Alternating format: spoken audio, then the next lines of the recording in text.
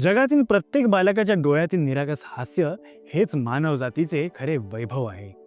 परंतु काही दशकांपूर्वी एक असा आजार होता ज्यामुळे हे निरागस हास्य कायमचे हरवण्याचा धोका निर्माण झाला होता. तो म्हणजे पोलिओ. शरीराला आयुष्यभर अपंगत्व देणारा हा घातक आजार मानवजातीसमोर एक मोठं संकट बनून उभा राहिला. हाच इतिहास लक्षात ठेवण्यासाठी आणि जगभरातील लोकांना जनजागृती करून पोलिओमुक्त भविष्य घडवण्यासाठी दरवर्षी 24 ऑक्टोबर हा दिवस जागतिक पोलिओ दिन म्हणून साजरा केला जातो. जागतिक पोलिओ दिन या दिवसाची सुरुवात अमेरिकन वैज्ञानिक डॉक्टर जोन सॉल्क यांच्या स्मरणार्थ करण्यात आला. त्यांनी 1955 साली पोलिओ विरोधी लस शोधून काढली आणि लाखो बालकांचे जीवन वाचवले.